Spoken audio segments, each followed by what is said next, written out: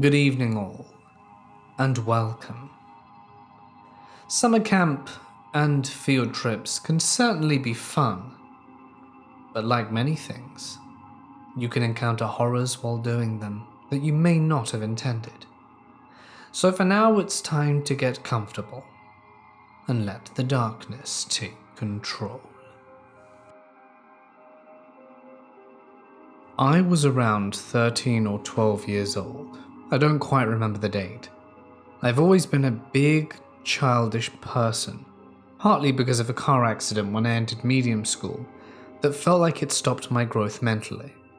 I barely had any friends because I was going through the whole weird looks bullying thing, and the only ones that were okay to hang out with me were younger people, or the people with the same mindset I had.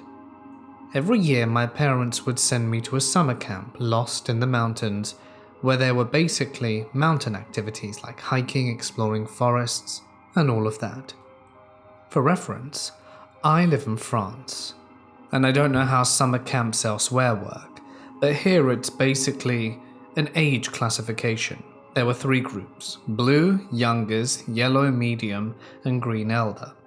I was supposed to go into the yellow group because I was still too young, but for some reason I got brought to the green group composed of people that were 16 or 17, and everyone hated me for being so young and childish.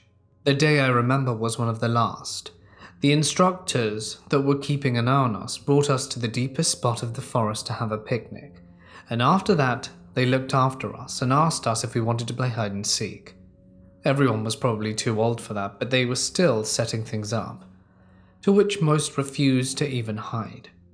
I was a kid, of course, and was overexcited when they started counting, and I ran as fast as I could to a place super far away so they wouldn't find me. There was a smallish river. I jumped over it and after some steps felt a hand catching my hairs very violently. I tried to turn myself, but the hand just slipped to my neck and caught me hard. I was terrified and tried to fight back and to resist, but the hand that was restraining me was one of an overgrown man with a lot of strength. I started to scream at the top of my lungs, and I'd never screamed that loudly before, but seemingly no one heard me, and the guy began talking while dragging me into the forest. He was furious and kept repeating, "You'll see. I hurt you so much you're gonna cry and scream more." I remember him talking about harming me, raping me. I was just 13. I was so terrified. I've never lived any physical abuse, no hitting, nothing. That was more than words. He dragged me further into the forest and I kept screaming, hitting him until at some point I found a way to bite his hand with all the strength of my jaw. He screamed and backed away from the pain as his arm retracted. I escaped, turned back, and made the mad sprint of my life. I think the guy lost interest in me because he didn't run after me. I jumped back over the river and found my one only friend in the whole camp. I don't know if she saw what happened at all. And I went to the instructors, but was too terrified to do anything or even tell them, so I didn't. I didn't know who it was. I didn't know if it was someone from the camp or a total stranger. I didn't even see his head, his skin, the clothes he was wearing, nothing. I was just too scared. The same night I called my parents, but they couldn't come to collect me. I had to go back home on the bus like everyone else. What terrified me the most was that the guy could be one of the people in the same group as me. For all I know, he could just hit me in my sleep and take me somewhere. I still don't know who that guy is and never want to know. So to this stranger in the forest who wanted to rape a 13-year-old girl, let's not meet. In Canada, we have a scout system similar to the US. Our system is by level: beavers, cubs, scouts, and venturers. This happened during cubs. So there was this house on the property of camp. Beautiful house, nice wooden smell, it was great. During this time all the troops around us gathered for a weekend up at the house, and there were maybe 6 or 7 troops gathered. We would be doing wooden car racing and stuff. The house was split into 2 rooms, one for males and one for females, and there was a closet door connected to each room. At the time, there were maybe 10 to 20 guys in one room, and maybe 10 to 15 females. We would all be sleeping on the floors with our sleeping bags. After brushing, me and the guys went back down to the guys' room. We were talking, and one of the kids said that this place was haunted, and that the closet that leads into the girls' section was where someone was hanged. Now, I'm not gonna lie, I always had a strange feeling about the doorway. So much, in fact, that I specifically put my sleeping bag across the other side of the room. There was also an air vent there, and I was afraid as well. So I then moved it into the middle. Even if I had to sleep in between two guys, I didn't mind. That night, after the counselors shushed us to sleep, because guys, we talk for hours on end if we're told not to sleep, it was around maybe 4:30 when I awoke. My head was facing towards the closet when I noticed something going down. The closet door was slowly opened. I was kind of stunned. Girls shouldn't be peeping on guys. That's when I see a shadow no bigger than 6 feet. It was crazy tall for its size. Now, best I can describe it from memory is like the color Vanta black. Google it. It was very blurry but crisp until the middle. It slowly inched its way across the wooden floorboards with no sound, silently passing each kid as it went by. I didn't want this thing to see me, so I turned my head and it passed more kids. The more it went down, I was now trembling. I didn't know what it wanted. It kept moving slowly, passing a few kids ahead of me. And then it happened. The more it approached me, the more I felt dread. Not only did I feel dread, but the air got colder, and not just like the physical cold feeling, it felt cold in my insides. The air got more dry and cold, like liquid nitrogen. The greatest amount of that feeling happened when it passed me. I was maybe a few feet to the door, so when it went to the other entrance I was at, this thing was literally turning the doorknob. It pulled the door open and slowly exited before, strangely enough, shutting the door behind itself. That morning we were getting up from bed and walked down the rickety old steps. One of the kids said, "Did you guys see that shadow last night?" And maybe 4 kids' eyes widened. We all blurted out that we had. We talked about it for a short while, and let's just say after that experience, everyone's sleeping bag was moved to the other side of the room. This took place back in 2016. I at the time was a 16-year-old girl at a summer camp. This summer camp took place at a college about 45 minutes away from me. I was there for filmmaking and knew everyone in the program. Yes, there were other programs such as dance, drama, and visual arts, but there was still a limited amount of people. The film camp lasted longer than all of the other ones, so by the last week, there were about 50 of us on campus, so you remember faces. There was a certain spot on campus where a lot of people would go to watch the sunset. 2 of my friends and I decided to sit out there. There were many people to begin with, so we felt comfortable. I should have mentioned this earlier, but the campus is located in the sketchier part of town, and there are gates at the entrance from the outside. As it got darker and darker, more and more people went back to their dorms. The 3 of us stayed out even in the dark. And there were street lamps, and I had my camera, and one friend has her laptop, so it isn't pitch black. It's around 9:30, and a man walked in front of us. We waved and smiled as he walked by. The only thing is, I've never seen him before. Even a week ago, before all of the other sessions left, I had never seen him before, and at most there had been 250 people on campus. I tell my friends that it's kind of creeping me out, that I've never seen him before, but the one with the laptop said it's nothing to worry about, seeing as there was campus security doing a checkup on a building near us. 10 minutes go by, and he walks in front of us again. After he leaves, the friend with the laptop, in a worried voice, says, "We need to go." So we grab all our belongings and are walking fast back to the dorms. I get her to explain to me why she was worried.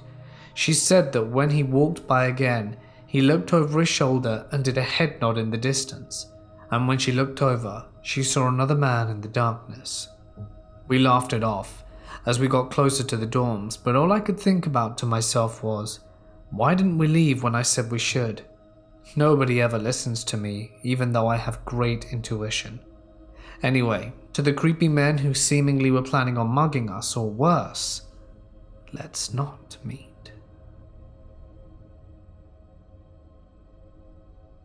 This happened when I was a 9-year-old lad, at a church of all places, long before my drug problem ever started. So, you guys can know for a fact I wasn't tripping. My church was having a summer camp type of thing for all the kids during the school holidays. My parents wanted me and my cousin, who was 12 at the time, out the house and sent us along. So there we were, a group of around 50 kids in this huge church with around 5 youth leaders. We were watching movies, playing games, and whatever else. Things are good. One day everyone is outside playing some weird ball game. The sun is out and the day was good. I figured I'd go inside to grab my cap so that I wouldn't get a sunburn. Worst mistake ever. I go inside. Keep in mind it's a big church and my bag is right in the front. I see it and think, that's weird. Wasn't it more to the back where I was sitting? I say screw it and take a stroll to the front and open my bag, looking around for my cap, when I hear someone whistle for me. I turn my attention behind me to the huge whiteboard that the projector hits, and there he is.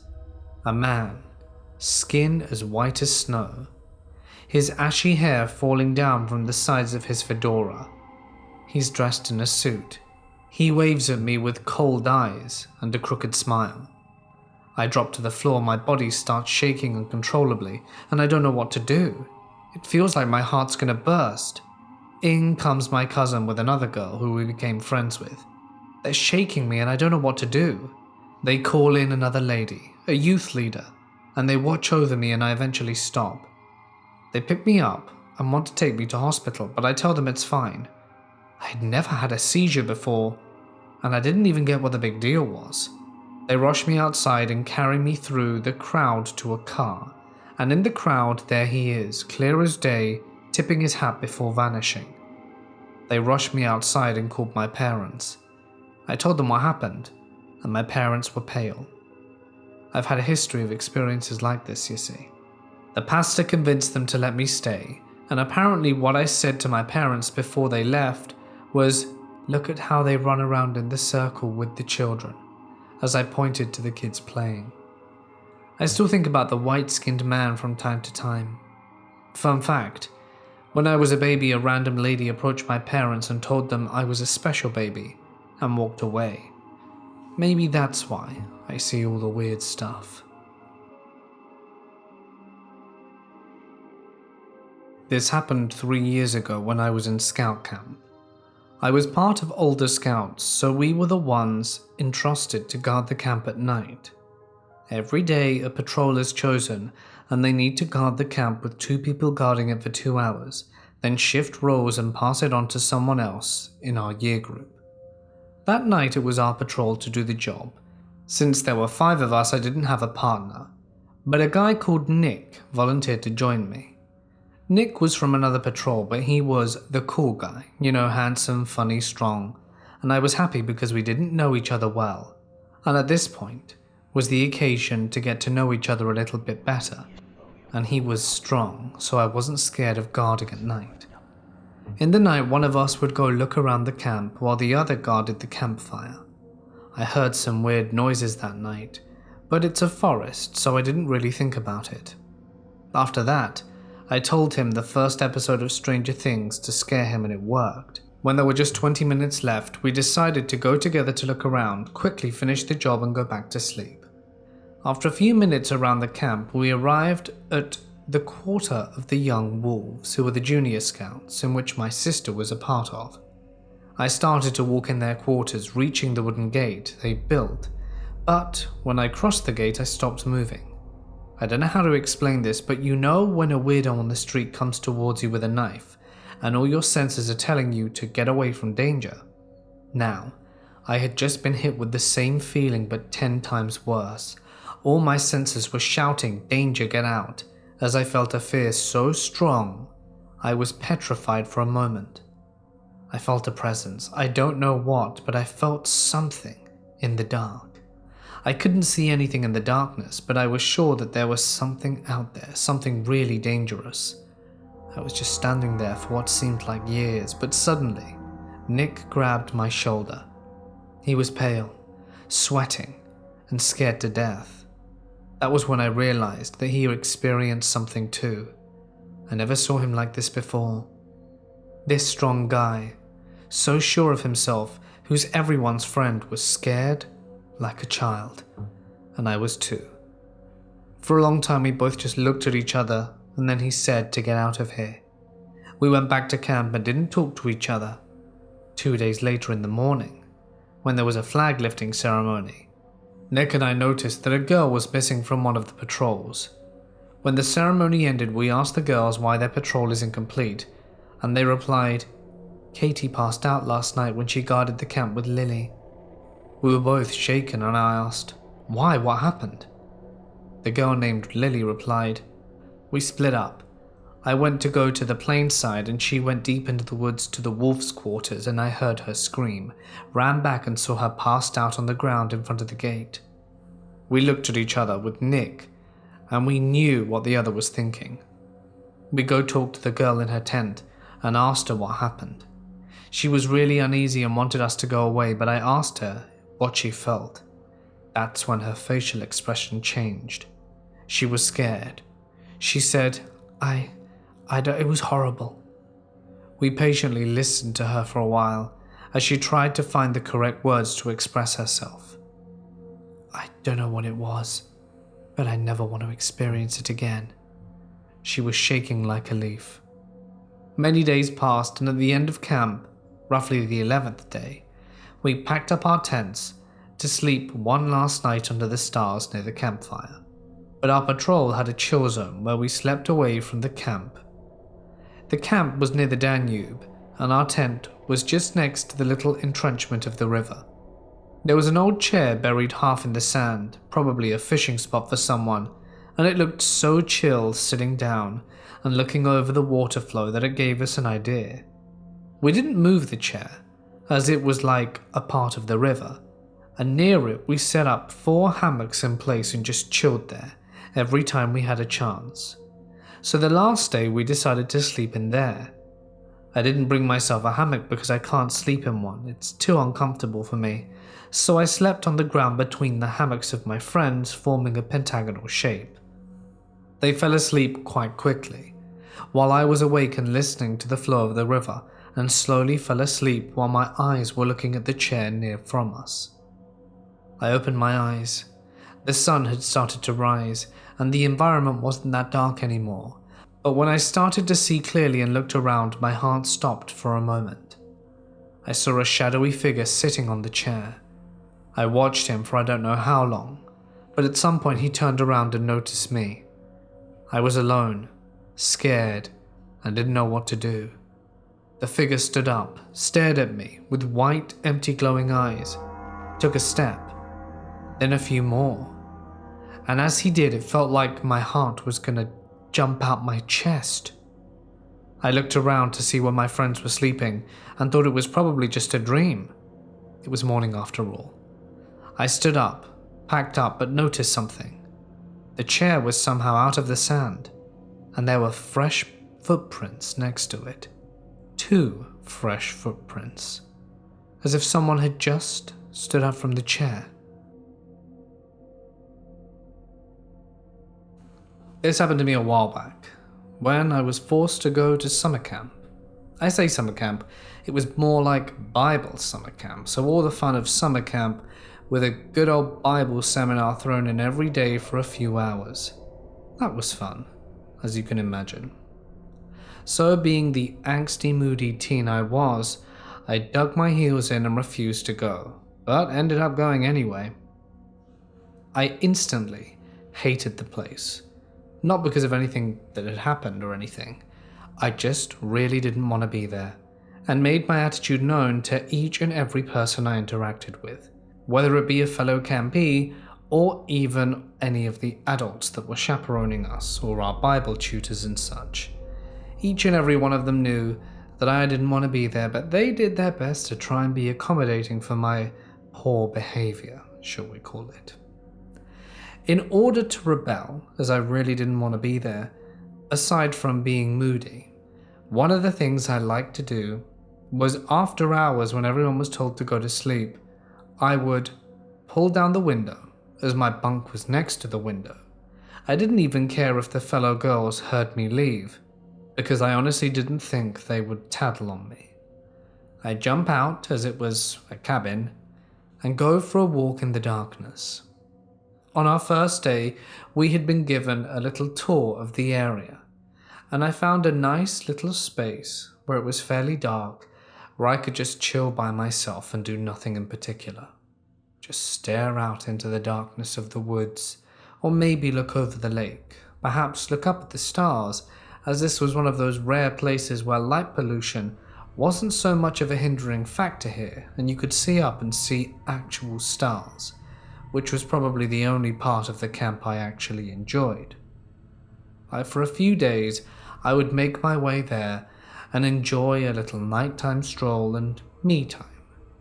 After a little while, I'd realize it would be late, my eyelids would start to droop, and it would be a little bit too warm, so I'd make my way back to the room. Hop through the window, close the window, a bit more quieter this time, and get back into bed, and make out like nothing had happened.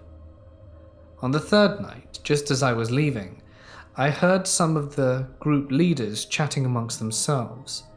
They were standing outside one of the little cabins, and I had to hide.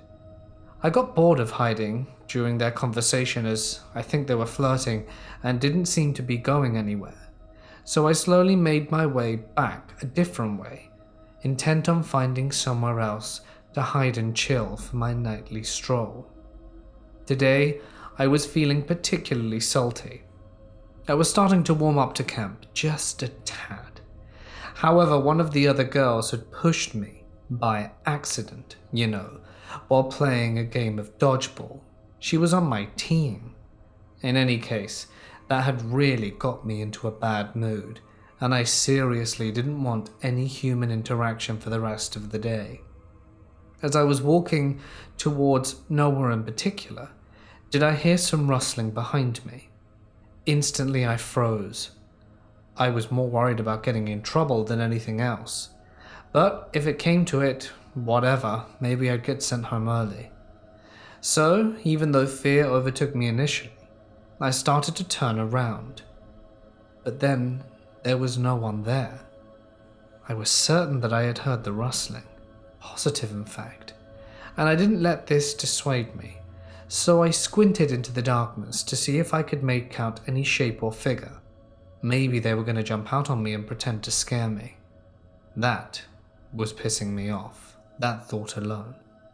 And so I waited for a few moments, and when I saw absolutely nothing still, did I convince myself it must have just been an animal that has by this point left the vicinity. My walk continues, and as I'm approaching a different part of the lake, do I slow down near a tree that I saw earlier and sit and relax, just thinking of all the horrible things I'd like to do to the girl that pushed me over in my rage and pent-up anger. I'm sitting there and just quietly imagining these blissful thoughts when I hear the distinct sound of footsteps behind me once more. At this point, I don't turn around. I'm just listening, scared. I wasn't sure if they'd be able to see me because I was sitting right by a very large tree. It should have shielded me from most angles unless you were looking from the lake, of course, where I was clearly visible. I listened, still and motionless in the darkness, waiting to see if someone was going to spring up on me or not. I didn't hear a voice. I didn't hear a call. Just footsteps inching ever closer. I closed my eyes, put my hands in front of them, and pretended like I wasn't there. That's when I heard it. I'm sure she went this way. Nah, mate, I saw her running the other way. It was two men. Two men's voices that I'd never heard. The majority of the people working here, who were part of the church and the group and stuff, were people that I had known, at least peripherally, for a part of my life. Or at least, seen in the last 3 days. This voice, this guy, wasn't part of the group, nor was his friend. I sat there stock still, but now a wave of fear washed over me like one I'd never felt before. Cold sweat was forming down my back, and I felt the hairs on the back of my head and on my arms stand on end, fully alert. I knew I couldn't outrun those men, and was thinking that perhaps if I angle myself just right, maybe I could make a running jump for the lake and swim to, well, who knows where. I wasn't thinking straight. I was just terrified, shaking, and I ended up having to put my hand up to my mouth so that they wouldn't hear me. They carried on talking, discussing which way I might have gone. One of them was shining a flashlight. I saw him from the side approaching the river, and at this point I almost pooped my pants. I was sure he was going to see me. He was going to move his flashlight over to me any second and see my silhouette in the dark, come running over, and then God knows what was going to happen to me. But by some kind of miracle, something happened. The other guy, who'd gone far to the right, shouted that he saw movement, and the guy with the flashlight came running.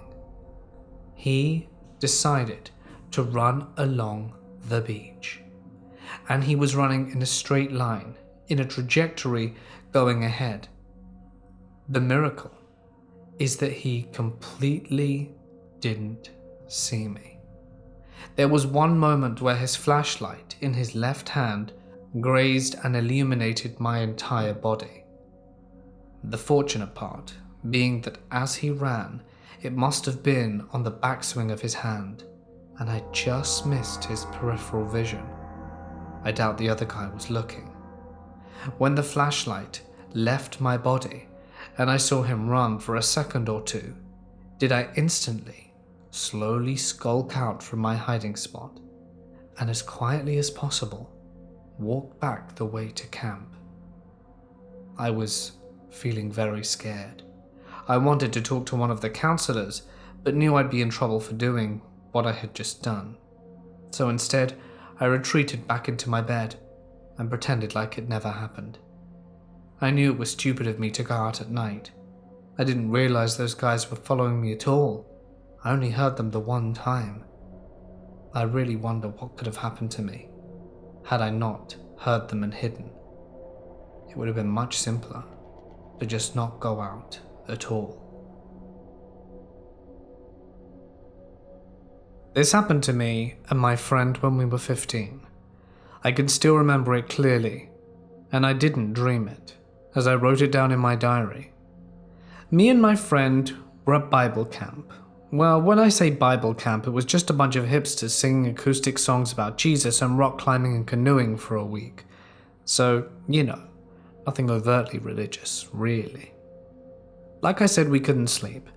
It was midnight and everyone was sent to bed at 10, so we decided to head out the cabin and head to this lake.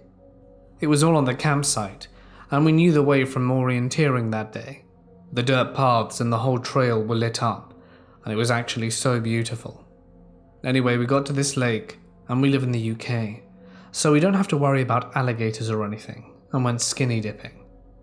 We got changed and decided to head back. We were walking back when we noticed a tree with the word "done" carved on it.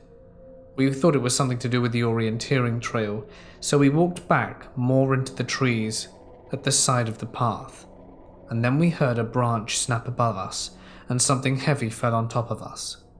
It was furry, and I swore it was a large animal, but whatever it was wasn't alive.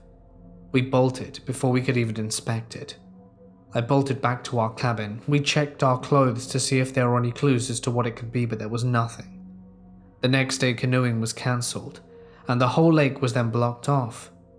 We asked our team leader and she said that the water needed to be cleaned even though it's a lake. And then we asked the guy that ran the canoeing, and he said that the lifeguard was sick and couldn't guard. I don't know what really happened. I'm convinced that it's a cover-up. When I was in the 4th grade, I went to a pretty small charter school. I loved it so much. I loved every teacher I had. Our cafeteria was fairly small and we didn't have a real kitchen since the cafeteria doubled as the library. So we just got food shipped in from a caterer. Anyway, I knew almost all the cafeteria people because they were the other teachers and some of the office ladies. We had recess aides that cleaned up the tables and everything. One day there was a new guy there. He was tall. Maybe that's just because I was small. He had glasses, short hair, and seemed pretty built. He was cleaning up tables and weirdly staring at the children. You know, that just horrific feeling you get when you know something is very bad and shouldn't be happening. I had that feeling. The hair on the back of my neck stood up. I felt like I was going to throw up. As a child, I was very trusting and never felt this way before. It was only with this man. I ignored it, and just kind of observed him with my friend Abigail at the time. For about 2 weeks this kept happening. I'm going into the lunchroom, eat as fast as I could, and try not to make eye contact with the dude. Also, just some more detail. After we were done eating, we had to clean up our trash and then raise our hand so an aide could tell us if we could leave or not. So one day I'm done with my lunch, my friend and I raise our hands, and I'm praying he's not the one to tell us to go because I hated looking at him, as he always made me feel terrible and on edge. But lo and behold, he looks right in our direction. Usually aides are fairly lenient and would just nod their heads from across the room, but he walks slowly over to us, gets an inch away from the table, pulls out his rag and wipes it. "You left a lot of crumbs." We just stared at him because what do we say? It was his job to clean up the crumbs. We pick up our trash, but he stares at us for what felt like forever and he says, "You two are so adorable. You're like sisters with pretty blonde hair and big eyes. Like dolls." I seriously thought I was going to vomit. Then he continued, "Do you girls play with dolls? I'm sure you do. I bet you like dressing them up, huh?" You might be thinking that that was harmless or what he said wasn't that bad, but he had never spoken to a kid before, at least that I had ever seen. He didn't even speak to the other aides. He finally told us we could go and waved after leaving. I told my mum the first time I saw him, but now I ran to my teacher's classroom and told her everything. That I always had a terrible feeling about him and what he said, and Abigail backed me up saying she felt the same way. The very next day I didn't see him, and never saw him again after that. That sounds drastic, but I'm glad the school took it seriously because who knows if a kid would have gone missing or hurt by him. I'm only assuming that's what happened, but I was relieved to never have to see him again. In my school district, it has something called Kid Safari, basically just school-run daycare and summer camps. I was doing a safari at one middle school meant for about 800 people. The safari had maybe 50 kids, 70 at most, so the place was practically empty aside from certain classes and rooms. This place also had a basement, so extra creepy. In our classroom, the boys got together and just told stories. It came down to Bloody Mary and stuff, and I was in 2nd grade, so that was scary. Just after I heard a Bloody Mary story, and had to go to the bathroom, which was just down the hall. I asked my friend Nathan to go with me. He said no, but after a bit of convincing, he came with me to the bathroom. I walk in, and one of the lights next to the mirror is off. I just heard Bloody Mary, so I take priority and try to turn it on. It was a tap, and I started tapping the button, but there was nothing. I try again, nothing. So I start spamming the button and finally it turns on. But I'm spamming it and don't have enough time to stop when I hit it again and bam. I stomp my foot in frustration and my friend, as a joke, tries to turn off the other light. It works. It's now really dark besides the blurry window outside. I'm right next to the door handle, so I'm already on my way out. The moment I touch the handle, everything starts moving really slowly. I get a mega chill down my spine and decided to turn around and see this huge pitch black shadowy figure hunched up against the 7-foot tall ceiling like an adult in a little playhouse. My friend Nathan is closest to it, and he sees it too. I run out my bathroom faster than Usain Bolt. Nathan follows a second later, and I refuse to go to the bathroom there for the rest of the summer. Nathan, however, ran experiments with all the guys to see if they could find it again. They found it every now and again, but one story from one of my other friends who didn't believe me said he was in there when they were doing it, and he didn't really believe them, and when they turned the light off, looked directly behind him, screamed, and they ran. He turned around and saw the thing staring at him. He had to finish peeing as it started walking towards him, and he ran out the bathroom, pulling up his pants and almost crying. He said that the thing tried to grab him, but that it missed him at the last second. When my class was between the ages of 13 and 14 in June 2018, we were offered the chance to go on an English grade field trip to Washington, D.C. with a handful of other schools. It cost around $1,000 per student, but we were all hyped to get the chance to go. I had two very close friends, Haley and Kay. Kay was relatively new to our school and had only gone here for a few years at most, but we were all pretty close already, so we all hurried to sign up together for a room and got accepted. So the day of the trip finally comes around, and it's a 16-hour bus ride. I sit next to Haley in the back, and Kay is on a different bus. When we finally get to the hotel we'll be staying at, it's around midday. The next day, we're all sore. Haley and I get off the bus, grab our key card, and look for Kay. Kay has her nose to her phone and is texting someone, ignoring the rest of the world. I'm pretty loud, so I shout her name, and she finally looks up and smiles at us, wagging her phone in the air. We all get into the elevators together and go up to our room, and we start to get settled in as Kay explains who she was texting. Apparently there was a really cute guy on the trip who I used to be friends with before I moved into this school, she said, and he wants to meet up again, and he invited me to his room. Now, Haley and I looked at each other because as much as we love Kay, she had a knack for messing around with lots of different boys. But she kept begging and pleading as we were still excited to be so far from home acting like adults, and we agreed to go to his room. So the three of us head up a floor towards his room and start walking the long hallway to reach his door. As the three of us stand in front of it, we're all whispering to each other like, "Knock, no you knock." Finally I knock, and it opens. First knock. First red flag. The guy that Kay was so desperate to meet opens his door shirtless and steps back and motions for us to follow him in. Glaring at Haley and I, but I could be mistaken, Haley looks at Kay and shakes her head, walking away. I go to follow Haley, telling Kay good luck, but she grabs my arm and begs me not to leave her. I was a pretty shy kid and not used to shirtless attractive boys, but I sigh and tell her I'll stay. She pokes me and tells me to go in, and we go back and forth again until I finally walk in. I sit down on the floor in front of the shirtless guy's bed and look up to what they're watching on TV, which was SpongeBob. There's another guy in the room on the other bed. He's not important though. Kay nervously walks in behind me and sits next to me on the floor, and it's about 5 awkward minutes of no one talking as we watch SpongeBob. Suddenly the shirtless guy on the bed reaches down and grabs Kay, pulling her up to the bed towards him and tickling her. She screams and tries to play it off as laughter, but I rocket off the floor and turn to leave. I'm almost out of her reach when she grabs my arm very lightly and digs her nails in. I'll never forget the look in her eye as she just said, "Don't leave me." But like the coward I am, I yanked her arm out and apologized.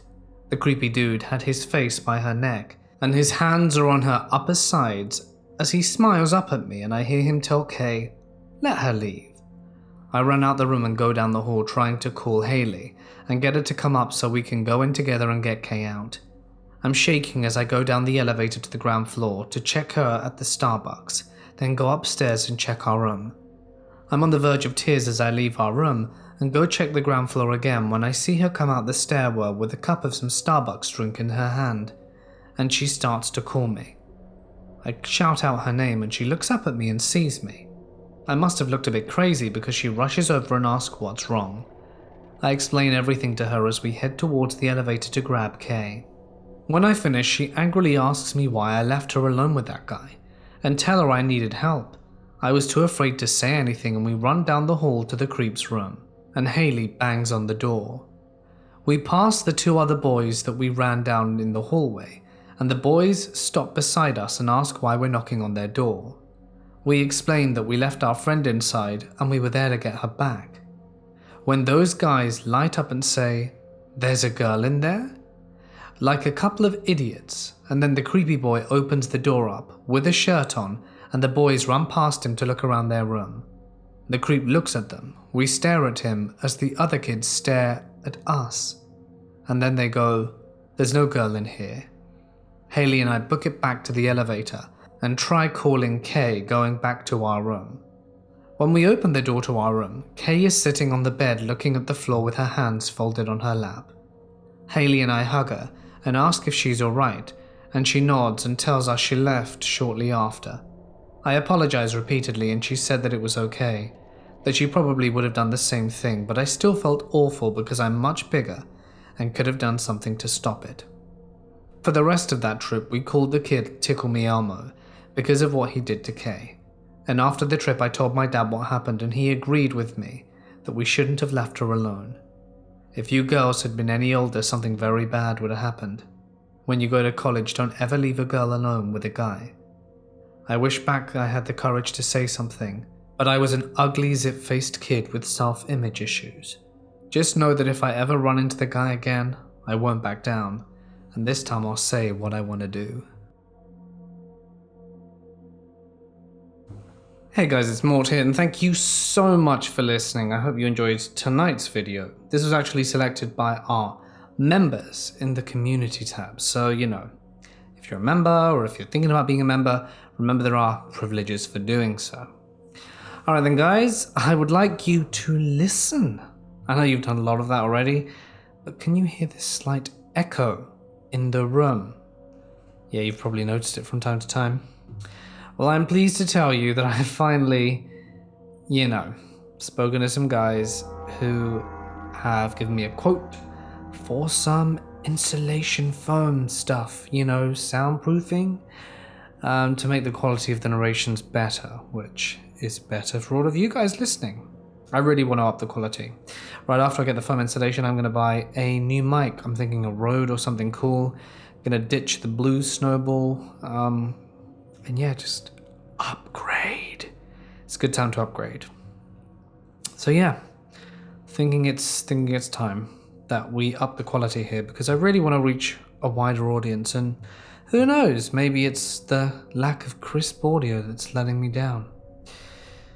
Well, not letting me down. I just want to grow bigger, That's, every YouTuber wants that, I suppose. But anyway, I just wanted to let you know the meeting is on Monday. I'm going to go pay in their offices. And hopefully we get a date soon. So, make the most of the echo while you can, because it's going to be gone soon if, if they tell the truth and it actually works. We'll wait and see. Alright then guys, thank you so much for listening. Thank you also to my members and my patrons whose names are on screen. If you'd like to join the ranks of these awesome individuals, you can sign up. Links in the description. But for now, stay awesome, and I'll see you in the next one.